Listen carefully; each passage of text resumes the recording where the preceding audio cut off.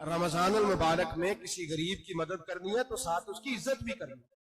نبی پاک علیہ السلام کے دروازے پر جب یہ جملہ ایک ہے لیکن بڑا قیمتی ہے، صحابہ کہتے ہیں جب ہم دروازہ رسول پہ جاتے تھے خیرات بھی ملتی تھی اور عزت بھی ملتی تھی۔ خود بھیک دے خود ہی کہیں منگتے کا بھلا ہو، خیرات بھی ملتی تھی اور عزت بھی ملتی تھی۔ نبی پاک ساتھ عزت بھی دیتے تھے، مسکین کو غریب کو دیں اور خیر خائی کریں۔ جوتے بیچنے والے جوتوں کے ریٹ سستے کریں، کپڑا بیچنے والے کپڑے کا ریٹ، درزی صاحب بھی ریٹ سستا کریں، دکاندار بھی چیزوں کا ریٹ، حکیم صاحب پیسے کم لیں، ڈاکٹر پیسے کم کریں، حکومت نرخوں میں کمی کرے، اور یہ کام اجتماعی طور پہ کریں۔ میرے نبی پاک نے فرمایا رمضان غمخواری کا مہینہ ہے، اس میں غمخواری کرنی ہے، دوسرے کا خیال کریں، اظہار کریں، قربانی کریں۔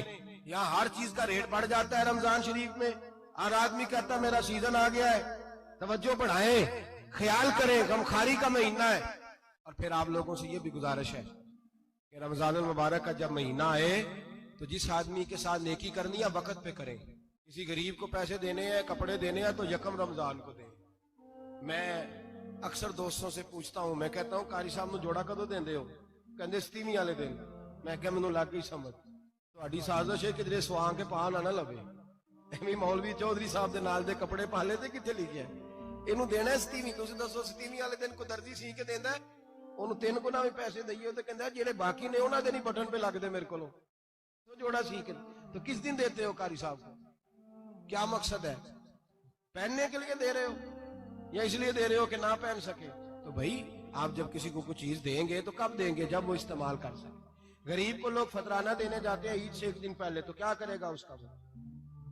نہ تو کپڑے خرید سکا نہ روٹی لا سکا، بلکہ میرے حضرت صاحب فرماتے ہیں رمضان سے پہلے دے دو، رمضان کی نیت کر کے رمضان سے 1-2 دن پہلے دے دو، اللہ رمضان جتنا ثواب ہی عطا فرمائے گا۔ رمضان سے پہلے دو جس کو کچھ ہے دن، قبل از وقت تیاری کرو۔ میرے قبلہ حضرت صاحب فرمایا کرتے اپنے کپڑے بعد میں، غریب کے بچوں کے کپڑے پہلے، اپنے گھر کی ضروریات بعد میں، غریبوں کی ضروریات اس لیے کہ اللہ پاک نے ان کا رزق بھی ہمارے گھر بھیج دیا ہے، ہماری ڈیوٹی لگائی ہے کہ تم نے بانٹنا، بانٹنے والے بنو۔ اور یہ ذہن بنائے کہ پتہ نہیں کس کا حصہ تھا جو اللہ نے میرے گھر بھیجا، یہ ذہن بنا کے بانٹے۔ اور جس کو دینے جائیں، ہاں آپ کو اجازت ہے تھوڑا بہت پتہ کرنے کی، لیکن تھوڑا بہت تفتیش کرنے کی اجازت، بال کی کھال اتارنے کی اجازت۔ میں نے دیکھا ہے لوگ غریبوں کا انٹرویو لیتے ہیں، تیرا تو فلانا کمانے والا نہیں، تیرا تو فلاں بچہ، او بھائی بہت سارے غریب ایسے ہیں، بڑے ہیں جو کمانے کی کوشش کرتے ہیں لیکن ان کا سبب نہیں بنتا۔ ہاں ہے ایسے لوگ جو سعودی عرب چلے گئے ہیں، کہتے ہیں تیرا تو فلاں باہر نہیں گیا، گیا ہے، لیکن سارے سعودی عرب جانے والے بھی مال کمانے کی طاقت نہیں رکھتے، کئی وہاں بھی بیٹھ کے بیچارے قرضوں میں الجھے ہوئے ہیں، وہاں والوں کے ظلم کا شکار ہے، بہت ساری آزمائشوں میں تو تفتیش عطا فرماتا ہے۔ تو نیت دیکھ تیری کس طرح کی، تو میرے بھائی غریب کو دیں، قبل از وقت دیں۔ رمضان مبارک میں چوتھا کام، بات آخری اور چوتھا کام سنیں، رمضان میں دین سیکھیں۔ شیطان قید ہوتا ہے زیادہ سے زیادہ، اور جب آدمیوں کا پیٹ خالی ہوتا ہے نا تو ذہن جو ہوتا ہے نا وہ بھی اس کا فریش ہوتا ہے، اس میں کوشش کریں دین سیکھنے کی۔ میرے نبی کریم صلی اللہ علیہ وسلم نے اس دین کو علم کا دین قرار دیا ہے، شعور کا دین قرار دیا ہے، فہم کا دین قرار دیا ہے۔ نبی پاک صلی اللہ علیہ وسلم نے فرمایا ایک عبادت کرنے والا عشاء کے بعد کھڑا ہو اور فجر تک نماز پڑھتا رہے، ایک عالم دین عشاء پڑھ کے سو جائے اٹھ کے فجر پڑھ لے تو وہ 70 عبادت کرنے والوں کا درجہ زیادہ نہیں، عالم کا درجہ پھر بھی زیادہ ہے، اس عالم دین کا درجہ زیادہ ہے، اس لیے کہ وہ لوگوں کو آگاہی دیتا ہے، شعور بخشتا ہے۔ یہ دین جو ہے یہ، اور نبی پاک صلی اللہ علیہ وسلم نے فرمایا عبادت کرنے والے پر عالم کا درجہ اتنا ہی زیادہ ہے جتنا میرا درجہ اپنے غلاموں پر زیادہ ہے۔ عالم کو حضور نے اتنا بڑا مقام دیا، دین سیکھیں، شعور حاصل کریں، یہ فقاہت کا دین ہے، شعور حاصل کرنے کا دین ہے۔ اور نبی پاک صلی اللہ علیہ وسلم نے فرمایا دین کی ایک بات سیکھ لینا 1000 نفل پڑھنے سے زیادہ درجہ رکھتی ہے، دین کی ایک بات سیکھ لینا 1000 جنازے میں شرکت سے زیادہ درجہ رکھتی ہے، دین کی ایک بات سیکھ لینا، میرے نبی پاک صلی اللہ تعالی علیہ وسلم ارشاد فرماتے 1000 مریض کی عیادت کرنے سے زیادہ درجہ رکھتی ہے۔ فرمایا جس نے رات کے ایک لمحے میں دین کی ایک بات سیکھی اللہ اسے ساری رات عبادت کرنے سے زیادہ ثواب عطا فرمائے گا۔ میرے اسا فرمایا کرتے جب سیکھنے والے کو یہ ثواب ملے گا تو بتائیے سکھانے والے کو کتنا ثواب ملے، اسے اللہ کتنا درد۔ رمضان آ رہا ہے، شیطان قید ہے، دین پھیلانے کی کوشش کریں، جد و جہد کریں۔ بڑی نیند آتی ہے فجر پڑھ کے، لیکن اگر کسی کا ارادہ بن جائے کہ دین سیکھنا بھی ہے اور دین بچوں کو، تو پھر کوئی نیند غلبہ۔ ایک مثال ایک عالم نے سمجھائی، کوئی بزرگ تھے درویش عالم، ان کے پاس ایک عورت آئی، کہنے لگی میں بچوں کو سویرے بڑا جگاتی ہوں، بچے جاگتے نہیں نماز کے لیے۔ بڑا عجیب جواب دیا بزرگوں نے، درویش نے، عالم نے، کہنے لگے بی بی کیوں نہیں جاگتے، جگایا کر، بیدار کیا کر، اٹھایا کر۔ کہنے لگی بڑی جدوجہد کرتی ہوں، اٹھتے نہیں، بیدار نہیں ہوتے۔ اللہ والے تھے نا۔ کہنے لگے یہ بتا اگر اس کمرے میں آگ لگ جائے تو پھر بچوں کو کیسے بیدار کرے گی؟ آگ سے بچانے کے لیے کیا کرے گی؟ پھر تو بالوں سے پکڑ بھی گھسیٹنا پڑا تو گھسیٹ کے کمرے سے لاؤں گی، پھر تو چوٹیں لگتی ہیں تو لگ جائے، پھر میں پرواہ نہیں کروں گی۔ آپ فرمانے لگے یوں سمجھ لے جہنم کی آگ جل رہی ہے، اگر تیرے بچے نے نماز نہ پڑھی تو آگ لگ جائے گی، اگر اس نے عبادت نہ کی تو اسے آگ، اب جیسے بھی تجھے اٹھانا پڑتا ہے اٹھا گھسیٹ کے باہر لا، لیکن اس کی نماز قضا۔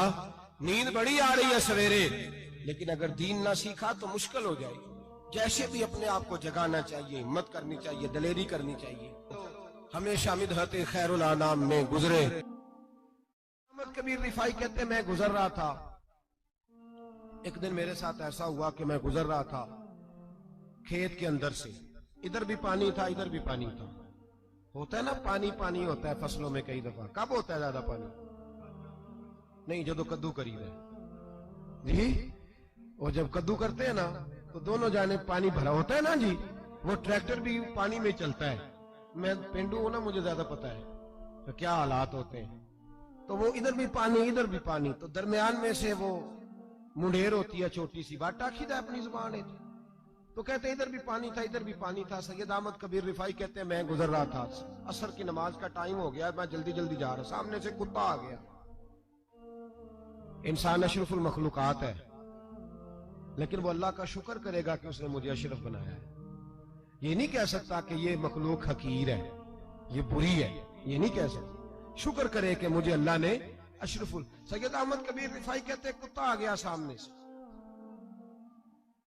اب کتا آیا تو مجھے جلدی تھی، کتا بھی بھیگا ہوا تھا، اب میرا دل کرے کہ کتا نیچے اترے تو میں گزروں، کتا کھڑا ہے کہ یہ سائیڈ پہ ہو تو میں گزروں۔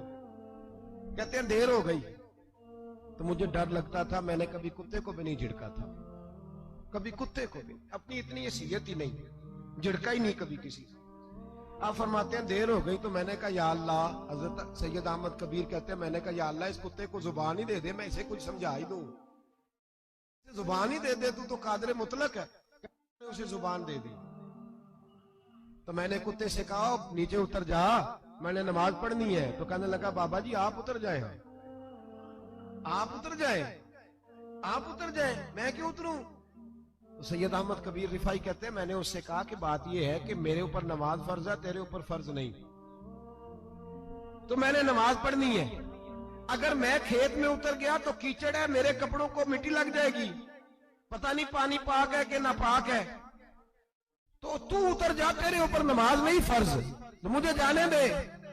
تو سید احمد کبیر رفاعی کہتے ہیں اس نے ایسی بات کی کہ میرے اوپر وجد طاری ہو گیا، کتے نے بات کی تو میں کانپنے لگا۔ راتی جاگے شیخ صدامے، راتی جاگ دے کتے، تیتھوں کتے، مالک دا در مول نہ چھڑ دے، پامے مارو 100 جتے، تیتھوں کتے، وہ ایک برکی دا قدر پچھانن، پامے مالک ہو من ستے، تیتھوں کتے، رکھا سکھا کھا، دنے جار رکھاں وچ ستے، تے تیتھوں تے، اٹھ بلیا چل یار منا لے نہیں تے بازی لے گئے نہیں کتے، اٹھ بلیا چل یار منا لے نہیں تے بازی لے گئے کتے، تے تیتھوں تے۔ سید احمد کبیر رفاعی کہتے ہیں وہ مجھے کہنے لگا آپ اتر جائے، تو میں نے کہا بھائی میرے اوپر نماز فرض ہے تیرے اوپر فرض نہیں، تو اتر جا، میرے کپڑے آلودہ ہو جائیں گے تو کیا کروں گا؟ تو کہتے ہیں اس نے بات کی تو میں گھبرا گیا اور چھلانگ لگا کے میں کھیت میں اتر گیا۔ مجھے کہنے لگا بابا جی